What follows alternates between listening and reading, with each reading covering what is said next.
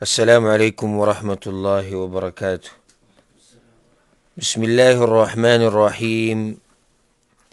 الحمد لله رب العالمين، والصلاة والسلام على أشرف الأنبياء والمرسلين نبينا محمد وعلى آله وصحبه أجمعين. أما بعد،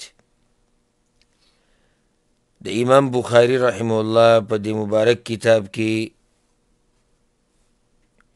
زموږ د درسونو دا سلسله وه او په هغې کې موږ د کتاب الرقاق وضاحت کوو. هغه خبرې چې په هغې سره زړونه نرمیږي او زړونه نرمیږي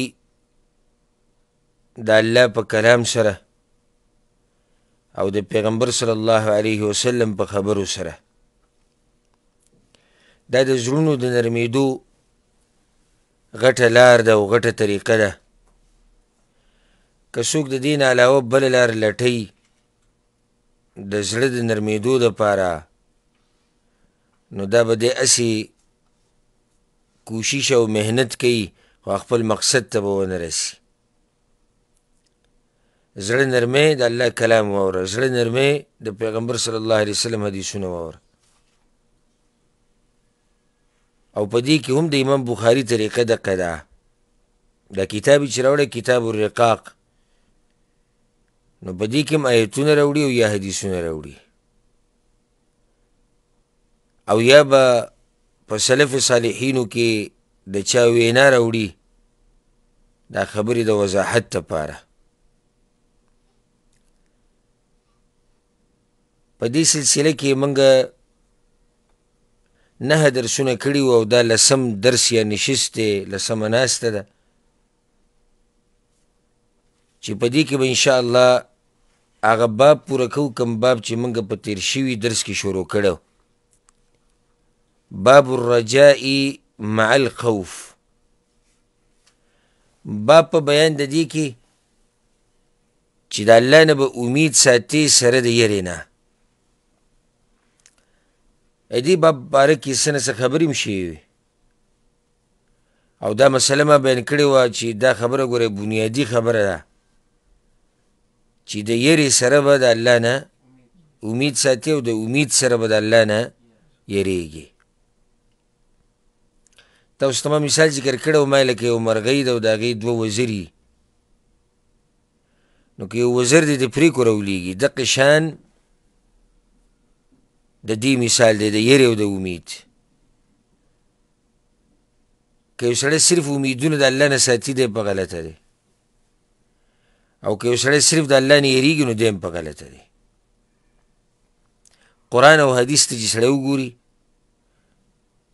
او بیا د پیغمبر صلی الله علیه وسلم او د صحابه کرامو او د باقي سلف صالحینو ژوند ته چې وګوري، نو هغه ټول د یرې او د امیدونو په منځ کې دی.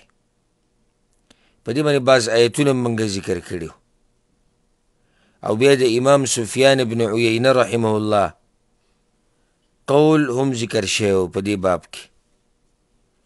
په دې باب کې امام بخاري یو حدیث راوړی دی صرف یو، او په هغې باندې اکتفا کړې ده. دغه یو حدیث کې د امید خبر هم ده او د الله نه د یرې خبر هم ده. هغه حدیث دی ډېر خوندور حدیث دی او ډېر د یرې حدیث هم دی. دا حدیث چې دی واورېدو د زړه په غوږونو باندې، نو د الله نه به ډېر زیات امیدونه پیدا شي او د الله نه به ډېر سخت ویرېږي. دا حدیث دی د ابو هریره رضی الله عنه وی چې سمعت رسول الله صلی الله علیه وسلم یقول، ما د پیغمبر صلی الله علیه وسلم نه دا خبره اورېدلې ده. هغه وی ان الله خلق الرحمة یوم خلقها 100 رحمه. الله چې کله دا رحمت پیدا کو نو 100 برخې رحمت پیدا کړی. رحمت الله څو برخې پیدا کړی؟ 100 برخې الله پیدا کړی. فامسك عنده 99 رحمه. نو یو کم 100 برخې رحمت د ځان سره ایثار کو. یو کم سل حصې دی د ځان سره پاتې کو. وارسل فی خلقه كلهم رحمة واحده، او په دې ټول مخلوق کې د الله چې دی په دوی کې یوه برخه رحمت را لېږلی. په نورو روایتونو کې ورسره دا وضاحت راځي چې دقه یو حصه برخه ده د رحمت د تاسو چې کم اینئ د دې مخلوق په زړونو کې. دا مور چې په دې بچي څومره مینه ده، سوچ وکړئ سړی ورته حیران شي دغه مینې ته. دا ګوره هغه یوه برخه رحمت دی. پلار په زوی څومره مین دی، ښځه خاوند په یو بل څومره مین دي، استاد شاګرد سره څومره مینه کوي، شاګرد د استاد سره څومره مینه کوي، تر دې چې دا ځناور چې د خپلو بچو سره مینه کوي او بچي د مور سره مینه کوي، په دې ځناورو کې دا ټول هر څه په هغه یو برخه رحمت کې دي. یعنې ټول مخلوق دا رحمت چې راجمع کړي او شفقت چې راجمع کړي، دا هغه یوه برخه رحمت دی. نورو حدیثونو کې سره دا وضاحت راځي چې دا یو کم سل برخې ولې ځان سره پاتې کړو، ولې دا یو کم سل برخې الله ځان سره پرېښودې. نو هغه روایت کې ورسره راځي وایي دی د قیامت ورځې دپاره پرېښودي. دا یو کم سل برخې رحمت الله د قیامت دپاره پرېښودی دی. قیامت په ورځ به الله په خپلو بندګانو باندې شفقت کوي. ځکه دې حدیث کې ورسره دا دي ګوره، فلو يعلم الكافر بكل الذي عند الله من الرحمة لم ييأس من الجنة. وی که چېرته کافر ته صحیح پته ولګېدی د هغه رحمت او شفقت کم چې د الله سره دی، نو دی به د جنت نه امیده نه شي. د کافر به معجزه هم جنت ته ځم. خیال کوئ دې الفاظو ته ګوره. که چېرته کافر ته پته ولګېدی صحیح د هغه رحمت چې کم د الله سره دی، نو کافر به هم د جنت امید ساتي. اوس تاسو سوچ وکړئ چې یو کم سل برخې رحمت الله پرېښودی قیامت ته، دغه یوه برخه باندې تاسو د دنیا کې سوچ وکړئ که نه. مور او د بچي د محبت ته وګوره، د پلار او د زوی محبت ته وګوره، د هغه یو برخه رحمت دی. نو چې یو کم سل برخې رحمت وي، د قیامت په ورځ به د الله څه ناشنا رحمتونه او شفقتونه یې په دې مؤمنانو موحدینو بندګانو باندې. او ځکه سلفونه داسې واقعات نقل دي، ډېرې داسې واقعي او اقوال ترې نقل دي دې باب کې، چې د قیامت په ورځ حساب کوونکی هغه څوک دی؟ الله دی. نو بعضو پکې دا ویلي دي، وی که پلار را سره حساب کولی د قیامت په ورځ، نو یره پکې شته، خو چې الله را سره حساب کوي نو ښه امید تې ساتم. یعنې پلار د زوی سره چې حساب کتاب کوي، سختي به کوي که اسانتیا به کوي؟ اسانتیا کوي. مور چې د بچي سره حساب کوي، اسانتیا که سختي؟ نو هغه رب چې د سره حساب کتاب کوي چې هغه پرېښود دی یو کم سل برخې رحمت دی دغې دپاره، د هغه به څنګه حساب وي؟ او حدیث کې راځي که نه، پیغمبر صلی الله علیه وسلم وی الله په دې خپل بنده باندې د دغې نه زیات مین دی څومره چې یو مور په بچي باندې مینه ده. نو مور په بچي څومره مینه، د دې نه زیات الله په دې خپل بنده مین دی. بعض یو روایت کې داسې راځي او د عوامو کې مشهور دی، وي د اویا میندو نه زیاته مینه الله کوي د بنده سره. خو دغه حدیث سند داسې مضبوط سند نه دی. صحیح خبره دا ده چې حدیث کې عامه خبر راغلی ده، الله د بنده سره چې څومره مینه کوي، د هغې مینه نه زیاته ده کومه مینه چې یو مور د خپل بچي سره کوي. اوس دا قسمه خبرې چې سړی واوري، نو د سړي په زړه کې هغه امیدونه ډېر پیدا شي، چې دومره مهربان رب دی. که کافر ته د هغه د رحمت پته ولګېده، کافر ته، نو کافر به هم د جنت امید ساتي. زه به تاسو ته بعض نصوص نور ذکر کړم چې د هغې سره امیدونه به زموږ ډېر شي انشاءالله. او په عرش باندې یو مهربان رب دی، زمونږ د هغه نه د پوره پوره امید دی باذن الله چې هغه به زمونږ سره د رحم او د کرم معامله کوي او زمونږ د کوتاهیانې او زمونږ د ګناهونه دا به مونږ ته بخي. قرآن کې ګوره قل یا عبادي الذین اسرفوا علی انفسهم، ووایه پیغمبر زما هغه بندګانو ته چې ځانونو سره زیاتې کړې دی په ګناهونو کولو سره، لا تقنطوا من رحمت الله، د الله د رحمت نه مه امیده کېږي، ان الله یغفر الذنوب جمیعا، الله دا ټول ګناهونه بخي. څومره د خوشحالۍ آیت، الله دا ټول ګناهونه بخي. حدیث ګوره واوره په صحیح بخاري کې دا حدیث دی، من شهد ان لا اله الا الله وحده لا شریک له، چا چې د دې خبرې ګوی ورکړه چې د عبادت حقدار یې یوازې الله دی، څوک شریک ورسره نشتی. دا حدیثونه زه ټولو ته دا وایم، کتونکو اورېدونکو حاضرینو ته، که دا نصوص آیتونه او حدیثونه د تاسو د زړه په غوږونو واورېدو که نه، نو ډېر زیات امیدونه به م د الله نه پیدا شي. بس خلک نا امیده شوي دي، دا غلطه خبره ده، د الله نه به امیدونه م ساتي. او ما تیر شوي درس کې دا خبره کړې وه، تاسو ته که یاد دی چې زمونږ د بعضو مولیانو کې هم دا مسله ده چې صرف د یرې جانب بیانوي او یره غالبه کړي په امید باندې، او دا اوریدونکي او عوام صرف یری بس. صحیح شو، دغه جانب بیان که ورسره دا جانب هم بیان که کنه.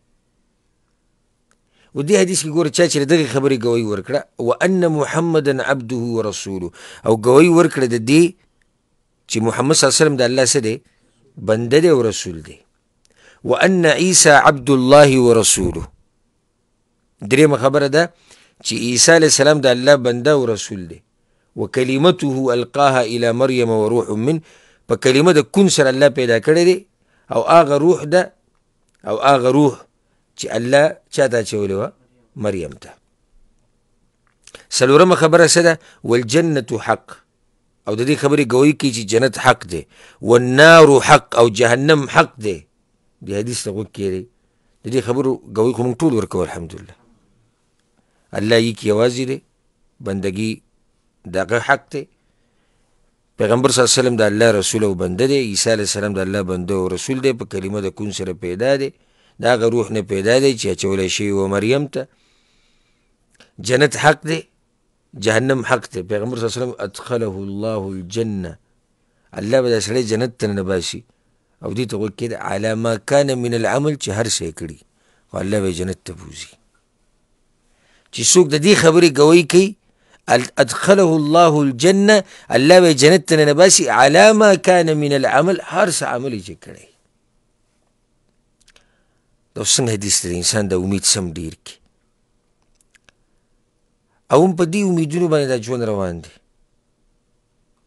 والله موږ دې قسمه خبرو ته سوچ وکړو، دا زړه م خوشحاله شي چې د دنیا خو فاني دنیا ده، نیمګړې ده، ارمانونه یې نیمګړي دي، هر د خوندونه چې څومره دي دا وقتي تور دي، او دا مرګ چې راشي دا ټولې مزې ختمېږي. ځکه مرګ ته څه ویل کېږي، هادم اللذات یا هاذم اللذات،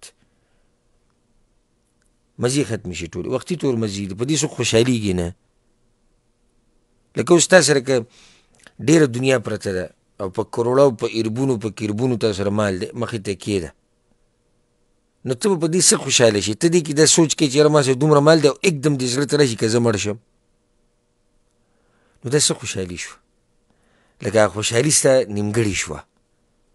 خوشحالي خو هله پوره خوشحالي ده چې ته وایې چې دا مال زما دی، او دا ما سره همیشه دی، او زه م همیشه یم.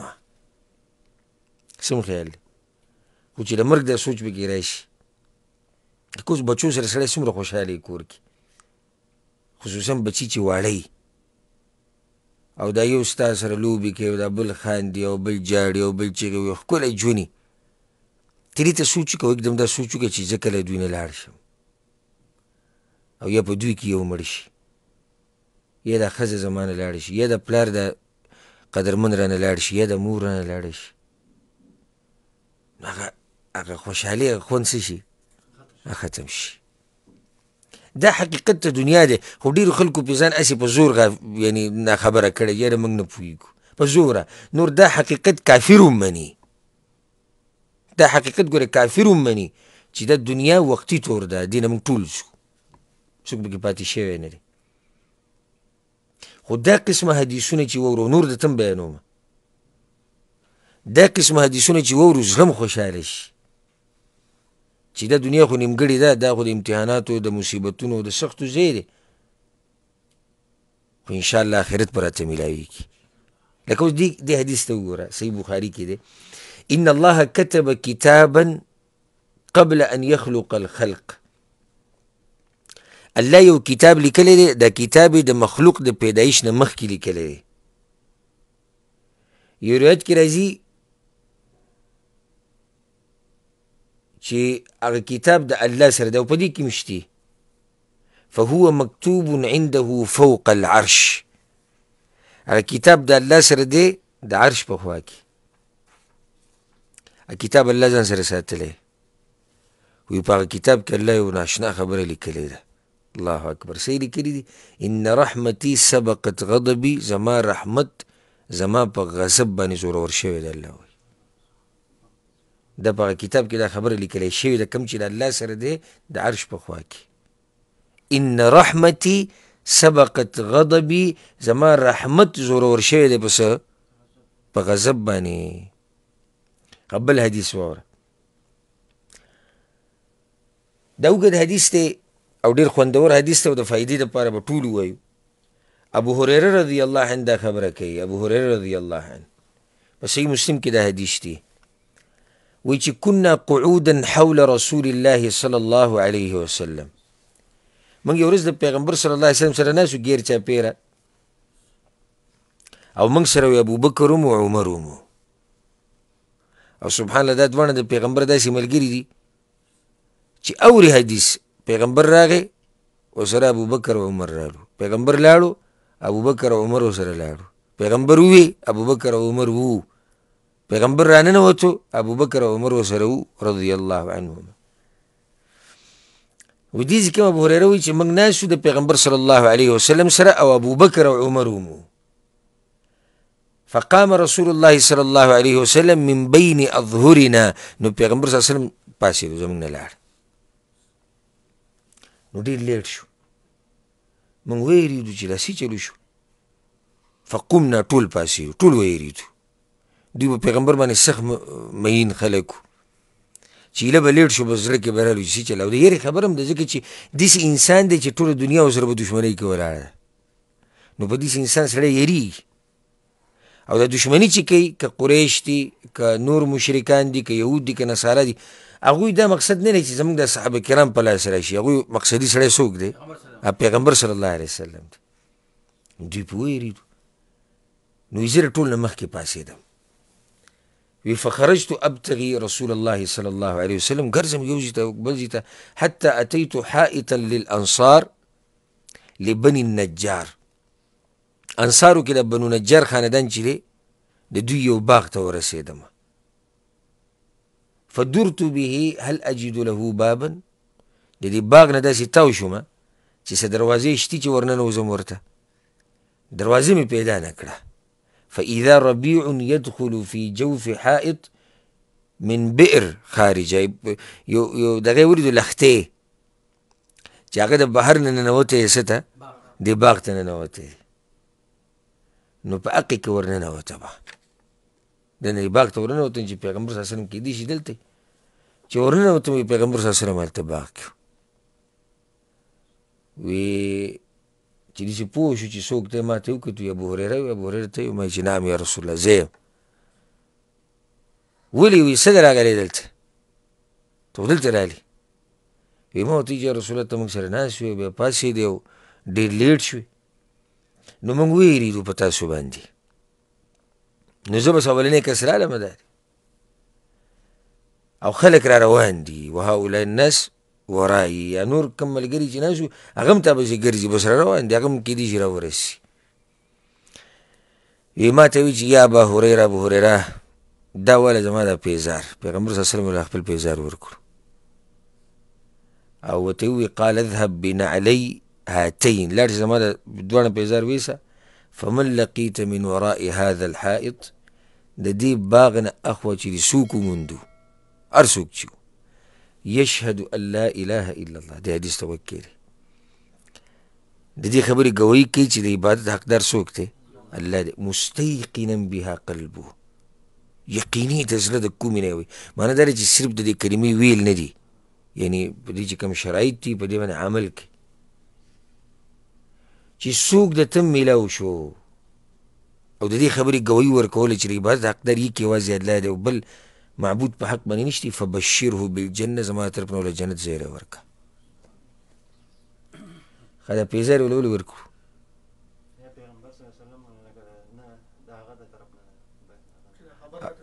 چې پیغمبر دا خبره کړې دلیل ته پیزار دي که پیزار مې ګوره دغه راوړي وایي چې زه راووتم دا خبره مې چې خلکو له زیری ورکړم نو چې څنګه راووتم فکان اول من لقیت عمر اولنی سړی چې را سره ملاو شو عمر رضی الله عنه را روان وی ما ته وی چې ما هاتان النعلان یا ابا هریره تا خو دا پیزار راغسې دی ونسکې وی ما ورته وی چې هاتان نعلا رسول الله صلی الله علیه وسلم دا به د پیغمبر صلی الله علیه وسلم پیزار دي بعثني بهما من لقيت يشهد ان لا اله الا الله مستيقنا بها قلبه بشرته بالجنه پیغمبر راته ویلي چې څوک درته میلاو شو هر څوک چې دا زیری وله زما طرف نه ورکړه چې څوک دا کلمه وایي د زړه د کومې نه عمل پرې کوي د جنت زیری وله ورکوه وی عمر رضی الله عنه زه په دې سینه کې ووهلم د سینو په دې منځ کې او دومره په زوره ووهلم چې زه یعنې شاته ولیدم په کوناټو ولګېدم ما ته وی چې واپس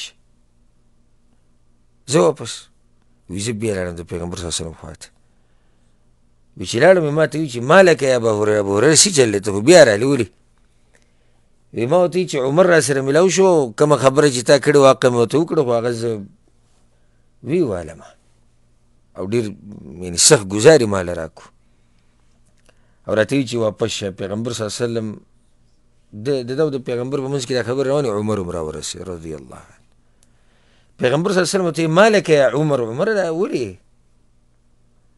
ما حملك على ما فعلت دا سړی ته ولې والې ده خو ما ته خبر وکړې تا والې هغه ورته یا رسول الله بأبي انت وامي زما مور پلار دې په تاسو قرباني ابعثت ابا هریرة بنعلیک تاسو را لېږلی دی او پیزار مې وله ورکړي او دا خبره ورته هم تاسو کړې وه چې دې سړي له جنت زیری ورکړه پیغمبر صلی الله علیه وسلم ورته نعم ما ورته ویلو وی رسول الله فلا تفعل داسې بیا مه کوه دا زیری چاله مه ورکوه ولې فإني أخشى أن يتكل الناس عليه دا خلق به ډډې ولګي عمل به پرېږدي فخلهم يعملون پرېږدي چې دوی عمل کوي کوشش کوي دا زیری خو شتي خو چې دا خلق عمل کوي یو پیغمبر صلی الله علیه وسلم چې دا خبره واورېده فخلهم جو پرېږده پرېږدي بیا دا خلق عمل کوي یعنې عمر رضی الله عنه چې د ابو هریره والد هم په دې والي چې اوس صحیح ده نو سلی اوس ټولو ته بیانوي خو سبحان الله خو موږ ته هغه ابو هریره ده خو قصه بیان کړه هغه زیری خو ټولو ته راورسېد او د خوشحالۍ زیری دی خو د دې سره لکه دې حدیث نه دا خبره هم راووتې چې صرف دا نه چې ته به دې باندې ډډه ولګېږه لکه عمر رضی الله عنه هم دا یره وه که دې خلکو ته دا زیری ورسي نو دا خلک به څه وکړي ډډې به ولګي عمل به پرېږدي نو اوس دا حدیث په صحیح مسلم کې دی څومره یعنې د انسان امیدونه د خپل رب نه پیدا شي الحمدلله توحید دا خو زمونږ اولنی موضوع ده په هر څه کې په هر څه کې توحید چې څنګه الحمدلله سلفیان یې بیانوي او اهل الحدیث او حقیقي اهل سنت والجماعت داسې هېڅوک نه بیانوي موږ اورېدلی د نورو د توحید هم دا ناقص توحید چې بیانوي یو جانب به یې راټینګ کړی او په هغې پورې منختي بل طرف ته به ګډوډي نو څوک لګیا دی توحید ربوبیت باندې توحید ربوبیت خو د مکې مشرکان هم منو دا خو هغوی هم منلی چې الله دی خالق دی او رازق دی او موږ یې پیدا کړي او موږ مړه کړي دا خو هغوی هم مني بعض څه کوي په توحید الوهیت کې بس یو دوه درې نقطې رانیولي دي قبر نه طواف مه کوه او تعویز مه استعمالوه او باباګانو له مزه او بس دغه یو دوه درې خبرې راټینګې کړي او عمر له دقه بیانوي او توحید اسماء او صفات کې به ګمراهی، توحید الوهیت کې او په نورو مسلو کې ګمراهی، د وحدة الوجود عقیده به وي، د نن سبا د تصوف د عقیدې به وي او دا هر څه، او بیا وایي موږ موحدین. موحد خو هغه دی چې په صحیح معنو سره ربوبیت، الوهیت او د الله نومونه او صفات ومني څنګه چې د هغې حق دی، او الحمدلله د الله موږ ته نصیب کړی دی. په دې د الله شکر ادا کول غواړي. نو توحید خو زموږ ګټه موضوع ده، او دا خلک چې زموږ نه خفه دي په دې خفه دي. ولې دا خلک موږ ته وابیان وایي، او ولې دا خلک څوک وایي دوی د بهر نه پیسې راځي، څوک دا څوک دا، ځکه چې د دې د الله د توحید خبره چې کوې که نه نو ملګري به دې لګي، او بیا ورپسې چې د پیغمبر د تابعدارۍ خبره کوې چې ګوره د دې پیغمبر په مخ کې، د ده د خبرې په مخ کې د مولا خبره، د بزرګ خبره، د امام خبره، د مفتي خبره، د مولانا خبره، د شیخ خبره، د هیچا خبره څه وزن نه لري. که دا قسمه خبرې دې کولي او په تا به بهتان بیا ولګي او تهمت ولګي چې ګستاخ رسول دی، او چې دا د مذهبونو نه منکر دی، او د امامان نه مني، او دوله دا راځي او دوله دغه راځي، دا قسمه خبرې به کېږي. خو دې خبرو ته به توجه نه ورکوې. توحید او توحید دا مضبوط راونیسي. پیغمبر صلی الله علیه وسلم معاذ بن جبل ته یو روایت کې ویلي وي، معاذه که څوک دې ټوټې ټوټې کړي که نه، او که څوک دې وسیزي، او که څوک دې وجني، لا تشرک بالله، د الله سره به چېرته شرک نه کړې. نو الحمدلله موږ دغې ته غاړه ایښودې تیار یو. دا توحید د الله سبحانه وتعالی او د پیغمبر صلی الله علیه وسلم د تابعداري. دا که څوک موږ زرې زرې کړي که نه، نو هم زموږ دغه عقیده ده او دغه منهج دی.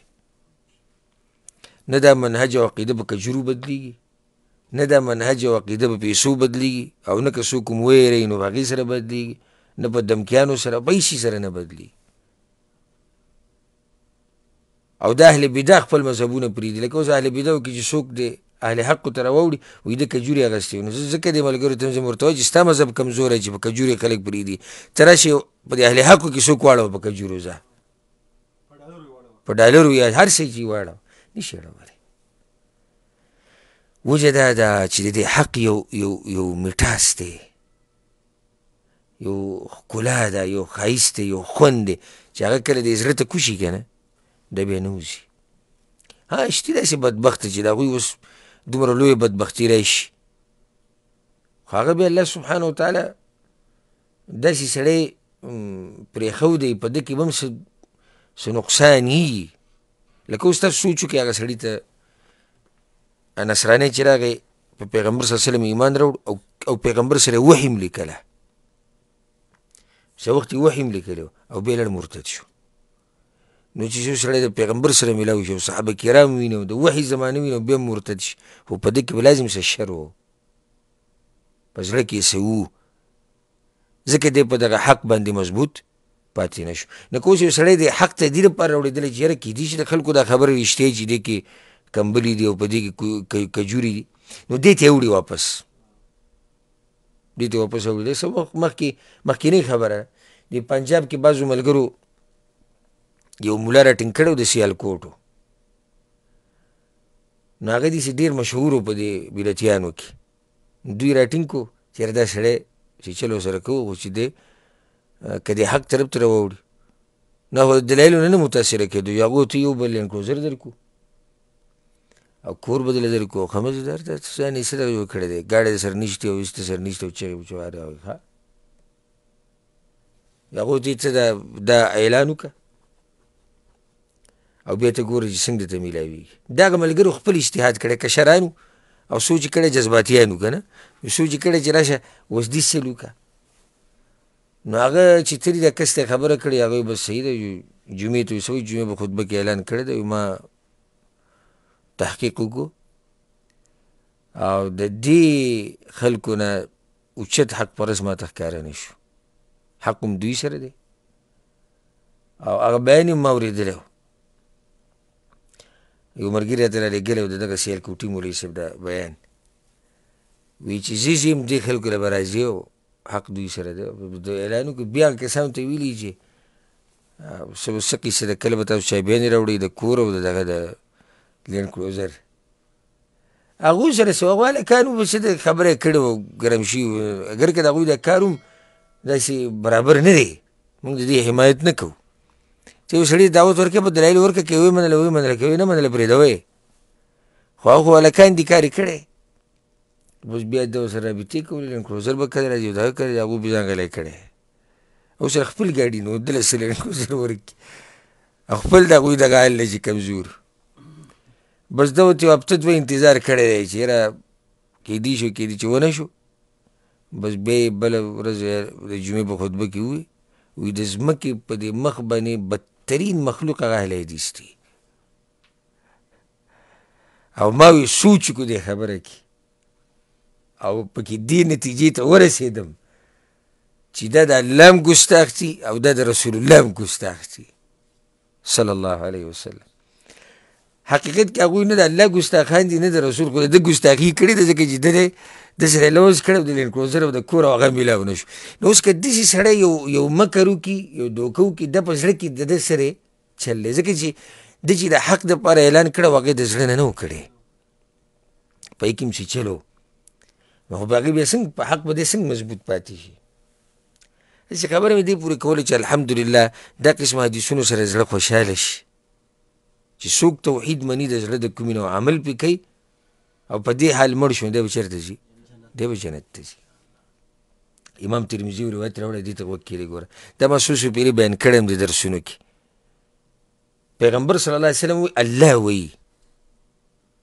یبن آدم ای د آدم بچیه انك ما دعوتني ورجوتني غفرت لك على ما كان فيك ولا أبالي ای د آدم بچیه ګوره وی ته چې څو پورې زمانه امیدونه ساتي او زمانه دعاګانې غواړي زه د هر څه بخمه على ما كان فيك چې څه د پکې مي ولا أبالي او هېڅ پروا مې نه بیا وی ابن آدم لو بلغت ذنوبك عنان السما ای د آدم بچیه که ستا دا ګناهونه د ځمکې نه اسمانه پورې ورسي ثم استغفرتني او بیا دې زما نه بخانه وغوښته غفرت لك على ما كان فيك ولا أبالي او زه به دې وبخم هغه ټول ګناهونه به دله وبخم او هېڅ پروا مې نشتې ګوره چې ګوره د الله نه د امید ته د ځمکې نه د کوم ځای پورې ګناهونه رسېدلي اسمانه پورې بخانه وغواړه الله یې دله بخي بیا دې ته ګوره لو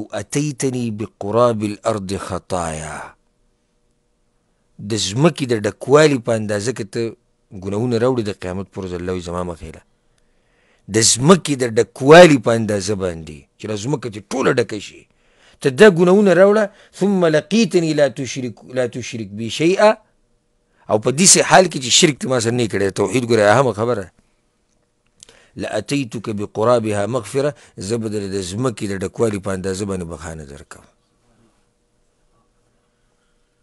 د الله دې رحمت ته ګوره د ځمکې د ډکوالي په اندازه ګناهونه راوړه الله وایي خو چې ما سره دې شرک نه یې کړی زه د دقې په اندازه باندې دله بخانه کوم یو طرف ته دا قسمه حدیثونه دې سره د انسان هغه امید څه شي ډېر شي چې الحمدلله لکه یو حدیث کې دي که نه پیغمبر صلی الله علیه وسلم بیانول وی الله یو کس ته وکتو ویې خندل د صحابه کرامو ډېر ناشنا تپوسونه به نو هغه یو صحابي راپاڅېد وی یا رسول الله زموږ د عرب خاندي خاندي چې څنګه ورته پیغمبر او خاندي بس بیا کېناست بیا داسې رب به په موږ باندې مهرباني کوي او شفقت به کوي چې خاندي کوم رب چې خاندي هغه به موږ سره د رحم او د کرم معامله کوي خو اوس دې حدیث کې د دویمې جملې ته ګوره امام بخاري رحمه الله داسې حدیث راوړی دی چې دواړه خبرې پکې دننه دي دا خو د امید شوه که چېرته کافر د هغه څه نه خبر شو د هغه رحمت نه چې کوم د چا سره دی د الله سره دی نو چېرته به د الله د جنت نه امید یعنی کافر به م وایي زه به جنت ته ځم خو دې بلې جملې ته م غوږ کېده ولو يعلم المؤمن بكل الذي عند الله من العذاب که چېرته مؤمن ته د هغه عذابونو پته ولګېده کوم چې د الله سره دي لم یأمن من النار نو دی به د جهنم نه ځان محفوظ ونه ګڼي دا جمله هم ده ګورئ لکه موږ تېر شوي درس کې ویلو چې بعضو خلکو د یوې ته ډډه لګولې ده او بعضو د یو بل طرف ته ډډه لګولې ده صحیح ده چې د الله نه خو امیدونه به ساتو او خوندور حدیثونه بیان شو او ډېره مزه یې وکړه او موږ خوشحاله به شو، دا حقیقت دی. خو اوس دې بل طرف ته مو ګوره چې د الله سره چې کوم عذابونه دي که چېرته مؤمن ته دغه عذابونه معلوم شو نو دی به و چې زه خو جهنمي یم. لکه هسې دې باره کې یو څو حدیثونه ته بیانوم چې زموږ یرم پیدا شي. دې آیت ته وګوره په سورة البروج کې ان بطش ربک لشدید، داسې قسمه آیتونه مشته قرآن کې. صحیح تاسو آیت واورېدو چې لا تقنطوا من رحمت الله ان الله یغفر الذنوب جميعا، الله ټول ګناهونه بخښي. دلته دا هم واوره ان بطش ربک لشدید، ستا د رب رانیول به څه دي؟ به ډېر سخت دي. صحیح مسلم کې حدیث دی یؤتى بجهنم یومئذ لها 70,000 زمام، جهنم به د قیامت په ورځ راوستی شي او 1000 زنځیرونه به ورته وي، مع کل زمام 70,000 ملک یجرونها، او د هر زنځیر سره به 1000 ملایکې راکاږي به. دا به څومره غټ جهنم وي، څومره غټ جهنم به وي چې 1000 زنځیرونه دي او هر زنځیر ته 1000 ملایک دي. دا قسمه حدیثونه واورې که نه نو دا یره به دې پیدا شي چې یاره داسې نه په دې غټ جهنم کې زما ځای وي. او یو حدیث کې دا راځي چې د هر انسان په جنت کې هم ځای شتي، په جهنم کې هم ځای شتي. خو که د ښه اعمال وکړو وی لړ د جنت هغه ځای وګټو هغه بل پاتې شو، او که جهنمي شو هغه بل ځای ته پاتې شو. خو ځایونه دواړو کې شتي، جنت کې هم ځای شتي، جهنم کې هم ځای شتي. اوس دې ته وګوره چې څومره غټ جهنم دی، نو کیدای شي چې په دې غټ جهنم کې یو سړی ویري یاره داسې نه زما ځای پکې. لکه بل حدیث والا په صحیح مسلم کې دی ان اهون اهل النار عذابا، جهنميانو کې د ټولو نه کمزور عذاب د هغه چا دی من له نعلان و شراکان من النار، چې چاته الله پیزاره چولی د څه شي د اور، یغلی منهما دماغه او خوټ کیږي به دماغ، کما یغلی المرجل، لکه څنګه چې لکه کټوی خوټ کیږي.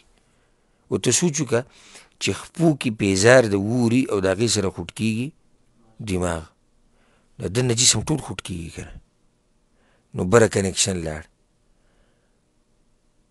دا ټول کمزور عذاب دی، خو چې دی همیشه دې شي ولاړي، څومره سخت عذاب دی.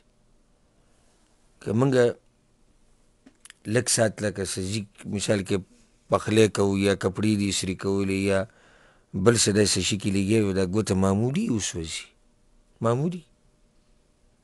بعضو سلفو ګوره دا طریقه وه، بعضو کتابونو کې دا واقعیت راغلي چې کله به یې داسې زړه کې دا یره د الله ډېروله که نه او د جهنم نه دا یره، نو داسې په هغه وخت کې خو به دا ډیوې او دا قسمه شین او دا سهولیات خو اوس الله را پیدا کړي دي، نو هغوی به داسې اور باندې داسې را ګوته ونیوه، دا ګوته به وسوځېده او ډېر تکلیف به وله ورکو، نو بیا به یې ځان ته داسې وي د دې طاقت نه لري، نو هغه جهنم کې به څه طاقت ولري، او چې بیا پکې همیشه پروت وي. او که همیشه نه شي یو سړی زه موحد یم او زه به راوځم، ښه راوبوځي، خو یو سیکنډ ته په د دنیا اور ته یو سیکنډ ته دغه نه شي که ګوته نه شي نوی ټول بدن نه د ګوتې دا سر دا ته یو څو سیکنډه دې اور ته نه شي نوی، نو چې هغه اور ته د جهنم هغه چې هغې ته یو سړی واچولی شي او هغه داسې جهنم دی او داسې عذاب دی چې قرآن کریم د هغې د اوصافو نه ډک دی، د هغې دپاره قرآن وګورئ، حدیثونو کې ډېر راغلي. اوس موږ سره وخت نشته چې موږ اوس هغه د عذاب هغه دغه شروع کړو صفات، خو دې باندې زما بیانونه شته تفصیل هغه واورئ. د یو سړي دغه طاقت نشته، نو په جهنم باندې به د ده دا کمزوری بدن څه طاقت ولري؟ دا ټول نه کمزوری عذاب دی. ټول نه کمزوری عذاب څه شو؟ د اور په څپلیو پیزار په خپو دي او دماغ خوټ کیږي. پیغمبر صلی الله علیه وسلم سوی ما یرا ان احدا اشد منه عذابا وانه لاهونهم عذابا. پیغمبر صلی الله علیه وسلم وی دا سړی به وي چې په جهنم کې ټول نه سخت عذاب زما دی، او حقیقت کې پیغمبر وی د ټولو نه کمزوری عذاب ده دی، خو ده ته به دا ښکاري چې د ټول نه سخت عذاب زما دی، دومره خطرناک عذاب دی. یو حدیث کې څه راځي؟ د حدیث ته غوږ کړي انسان سخت ویریږي. دا په صحیح مسلم کې دی. صحابه کرام وی کنا مع النبي صلی الله علیه وسلم اذ سمع وجبه، وی موږ د پیغمبر صلی الله علیه وسلم سره ناست وو او په دې کې یو ګړه شو، ډېر غټ اواز وی موږ واورېد، الله ورته واورو. وی پیغمبر صلی الله علیه وسلم وی تدرون ما هذا، تاسو ته پته شي دا اواز د څه شي؟ هغه وتې الله ورسوله اعلم، الله او د الله رسول ته پته، یا رسول الله موږ ته پته نه شي چې د څه شي اواز.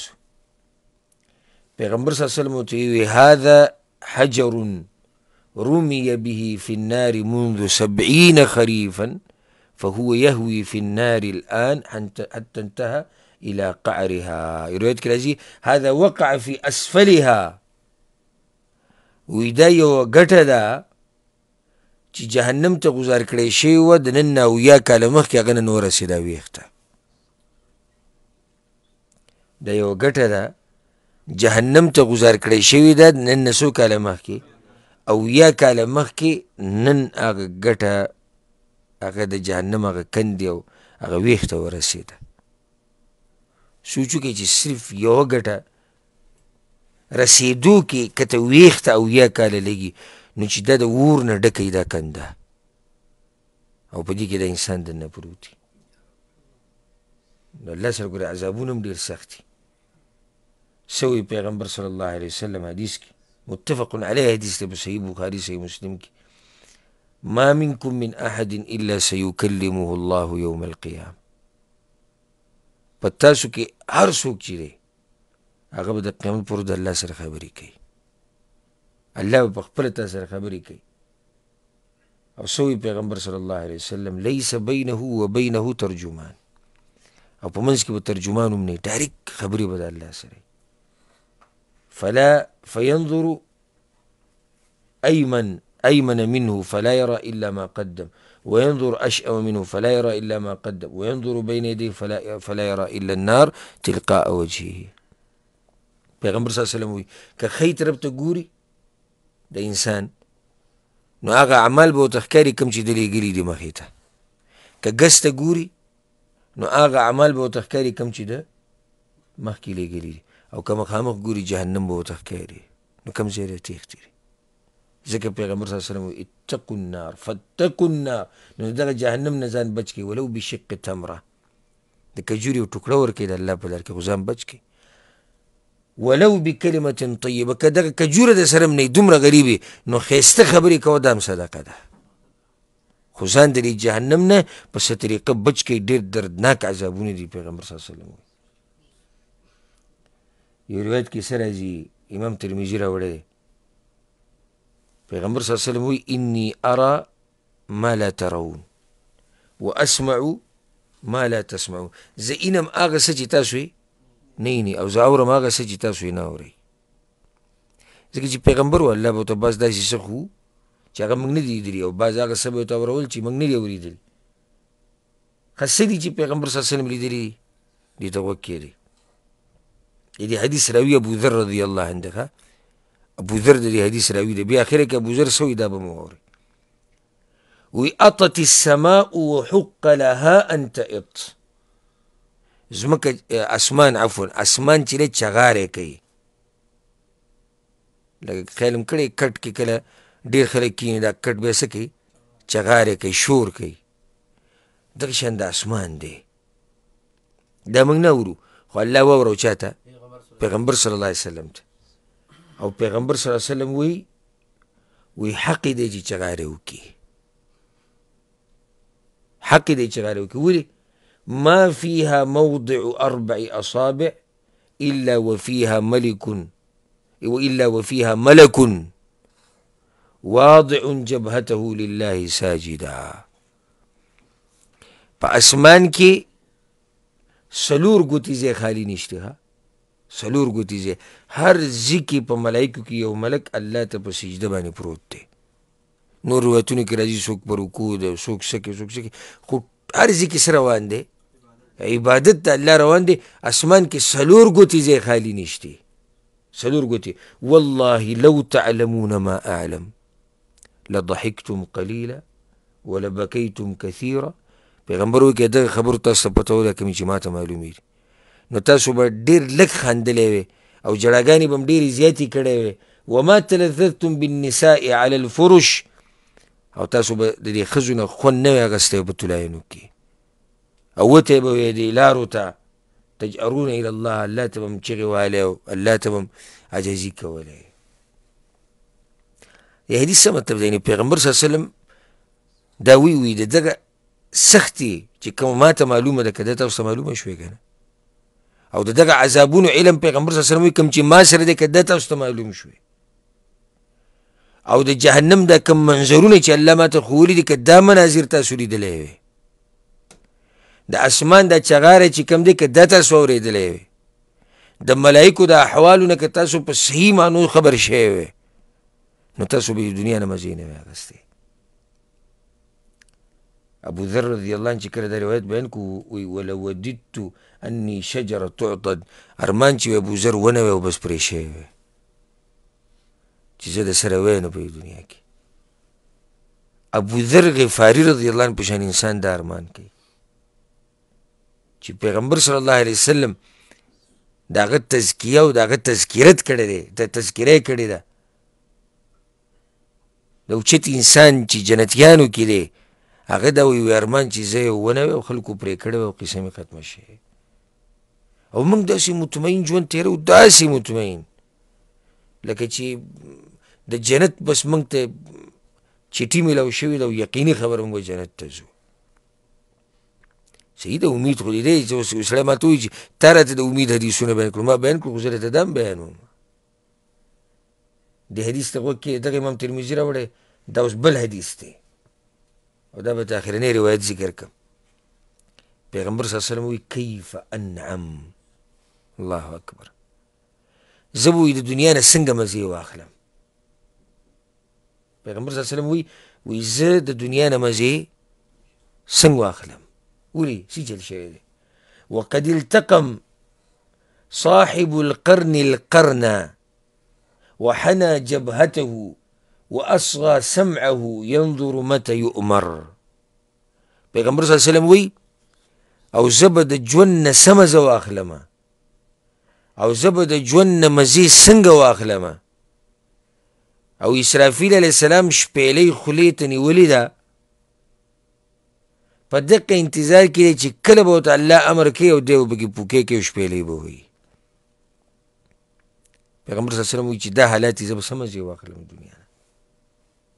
هغه طرف ته مې سوچ دی او دا ګوره پیغمبر دی ښه، دا هغه انسان دی چې سید الاولین والآخرین دی، دا هغه انسان دی چې الله وله تېر شوي او راتلونکي خطاګانې ټولې بخلي. دا هغه انسان دی چې اولنی کس جنت ته به ننوځي او د قیامت په ورځ شفاعت او زما لوی شفاعت الله پیغمبر صلی الله علیه وسلم ته نصیب کړی. هغه انسان یریږي و اسرافیل علیه السلام شپېلۍ نیولې د الله انتظار کوي، نو زه به څنګه مزې واخلم؟ مطلب د دې خبرو دا دی چې کله یو انسان دنیا کې په دې مزو کې ورننوځي که نه او هغه طرف ته سوچ لاړ شي چېرې د الله سره عذابونه دي، سختي دي په آخرت کې، نو هغه مزې ختمې شي. هسې تاسو ته دې کې لکه د آخرت سختو کې صرف دې ته سړی سوچ وکړي چې په دې قبر کې به د اولنۍ شپه څنګه وي، او کله چې دا قبر پیغمبر صلی الله علیه وسلم وایي که د قبر را بندېدو نه څوک بچ کېدی، یو ماشوم باندې را بند شوی، یو ماشوم باندې را تنګ شوی، نو پیغمبر صلی الله علیه وسلم که څوک ترې بچ کړی دی به ترې بچ شوی، یا که څوک ترې بچ کېدی نو څوک به ترې بچ شوی؟ سعد بن معاذ رضی الله عنه هغه ترې بچ شوی. نو ته چې دا سوچ وکړې چې زه په دغه ځای کې څه کوم او دغه سختو سره به څنګه مخامخ کېږم، نو د دنیا هغه ژوند هغه مزې څه شي هغه ختمی شي. حدیثونه خو دنیا دي د یرې په دې باب کې چې بیانوي آیتونه خو په دې به اکتفا وکړو. دغه شان د امید په باب کې هم ډېر حدیثونه دي، ډېر آیتونه دي. باب الرجاء مع الخوف، باب په بیان د دې کې چې امید سره د یرې. امام بخاري په اصل کې یو روایت راوړی خو دا نور پکې ما د خپل طرف نه ذکر کړو چې دا خبره ښه واضح شي، او کوشش مې دا و د دې دپاره مې دا کار وکړو چې ستاسو د الله نه امیدونه هم پیدا شي او د الله نه ویرېږئ. یو طرف ته به ګوره نه ځئ چې صرف دې ډډه لګولي الله غفور رحیم دی، ګیره کړی الله غفور رحیم دی، نشې تماشې کوه الله غفور رحیم دی، حرام خوره الله غفور رحیم دی، دوکې دړاکې کوه الله غفور رحیم دی. الله غفور رحیم دی خو الله شدید العقاب هم دی. تیر شوي درس کې موږ هغه آیتونه ویلو، اعلموا ان الله شدید العقاب وان الله غفور رحیم، نبئ عبادي اني انا الغفور الرحيم وان عذابي هو العذاب الاليم. الله وی زما دې بندگانو ته ووایه چې زه ګوره بخونکې مهربانه یم او زما عذاب هم ګوره به سخت عذاب دی. الله وی نو خلاصه د دې باب دا شوه، امام بخاري دې دپاره راوړی هم دی چې مسلمان به د امید او د یرې په منځ کې ژوند تېروي. الله سبحانه وتعالی دې موږ د آخرت د سختو نه په امن او امان کې ساتي، او الله سبحانه وتعالی دې موږ ته د آخرت هغه اوچت اوچت نعمتونه نصیب کړي، او په دنیا کې دې الله موږ ټولو ته د خوشحالو ژوند نصیب کړي، او الله دې موږ د سختو مصیبتونو نه او د امتحانونو او فتنونو دې الله موږ لرې ساتي. انشاءالله پر روان درس کې به د باب الصبر عن محارم الله، د الله د هغه کارونو نه ځان صبرول چې هغه الله حرام کړي دي، دا به انشاءالله پر روان درس کې بیانو. هذا والله أعلم، وصلى الله وسلم على نبينا محمد وعلى آله وصحبه أجمعين.